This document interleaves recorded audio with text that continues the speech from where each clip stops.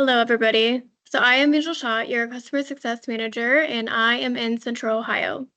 Like Mimi said, I've only been here for 8, 9 months, something like that, but I am super happy to be here. So I'm going to be talking about Acumatica version updates and a little bit more today. So first of all, Acumatica has two major releases per year, first in March and the other in October. So the naming is derived from the year and the release number. So today we talk about 2025 R1 because it's the first release of the year. Each version is going to have about 2 to 3 major enhancements and about 40 to 50 minor enhancements. We're going to recommend at least one major upgrade per year. That way you stay current with all of the new features and functionality, and then you avoid losing support or ending up with a retired version premium at renewal. Your responsibility is going to be reviewing the release notes on all interim versions, and I'll talk about that a little bit more later. You are also going to request a sandbox and do extensive testing of all your processes, your reports, your customizations, and so on.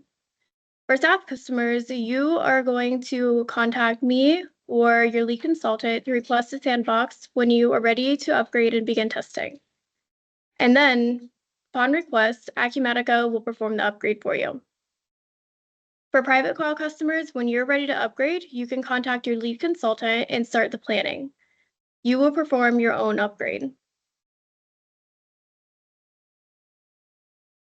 So with 2025 R1, we have something new. No more monthly updates. So what you're used to now, the monthly updates, the new version builds, we are transitioning from that to Acumatica patches and service packs. So patches will be released about every 2 to 4 weeks. They're going to be containing critical and high severity fixes, and they're going to be automatically applied for all SaaS customers. This means that you cannot skip patches. It's going to be about 2 to 3 minutes of downtime. It's going to happen off hours, and there's going to be no planning required from your side. As for private cloud customers, these patches are going to be available for download on the Acumatica community with instructions on how to apply them. And for communication, SaaS customers, you are going to see communication available on Acumatica Community, but whoever in your company is designated contact for IT and SaaS alerts will also receive notification about 5 days prior to the patch being applied as well.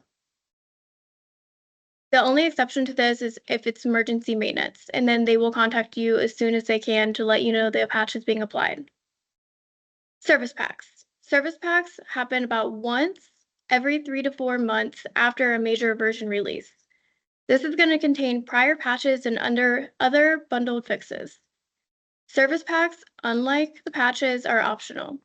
So when you're ready for a service pack, you're going to contact your lead consultant to schedule that upgrade. And then for private cloud customers, again, this is going to be available for download on the Acumatica community portal. Major versions remain the same. So speaking of the Acumatica community page, this is a very important feature, so we hope that if you're already a customer, you're already signed up and utilizing this platform. And if you're not, feel free to reach out to me or your lead consultant and we can get you started. Here I've navigated to the product page. So here, you're going to be able to see any of the currently supported releases. Right below, I have highlighted in red retired versions. So Acumatica keeps a pretty tight schedule of how many versions are released a year and how many versions are retired every year. And this is to really focus on anything new and make sure that they're driving resources into new enhancements and new features for you guys, functionality, versus sinking resources into outdated versions. So when you're coming up on your version retiring, you're going to hear from me and your lead consultant to let you know that it's time to upgrade. Down here, you're going to be able to see the latest build of whichever version you click on. So we're on 2025 R1, and this is the latest build available. And additionally, down here in red again is a critical action that needs to be taken before the upgrade. So this is a really important page to preview before you upgrade and once you start thinking about a new version. If I scroll down, this continues on the page. So again, highlighted in red, there's another critical announcement about reading the following documentation before upgrading. And down here are our friends, the release notes, which I spoke about earlier. So the release notes are very critical for you to review before any upgrade. Like I said before, each major release has about 2 to 3 major enhancements and 40 to 50 minor enhancements, so there's a lot of reading to do. And you're going to want to read for all interim versions, meaning if I am on 23R2 and I'm moving to 25R1, I want to read all the release notes for 24R1, 24R2, and 25R1. That way I don't miss any of the new functionality. Here, we're seeing the Apply Updates page in System Management. So if you have the rights, you can navigate to System Management and apply updates. Highlighted up here will show you which current version you're on and the last update date. And down here, if there was a newer version available, that would be pictured down here. Currently, our test instance is on the latest version available, but say tomorrow they release another build. That's going to be shown here. On the next tab over, we have Update History. So this is going to show you all of the version history for your instance. What version you upgraded from, which version you upgraded to, what date, what time, who completed it. This just gives you good visibility to any of the current or past updates. Acumatica enhancements. So we're talking about new functionality and where is that derived from? Well, these 4 major bullet points is usually where any of the enhancements are coming from. First, technology advances. So what's hot in the market right now? We talk about AI a lot. And if you were a part of the keynotes at Summit, if you listened in on them, you would have heard a lot of AI-driven enhancements and how it's being integrated into the new platforms. And then market demands.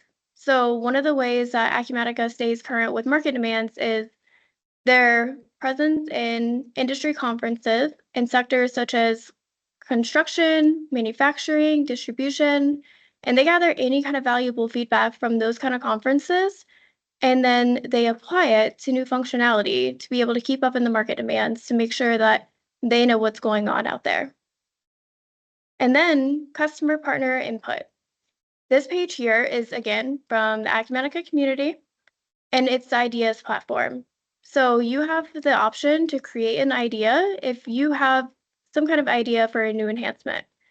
And all of the partners and customers can review these. Acumatica is very involved in this page.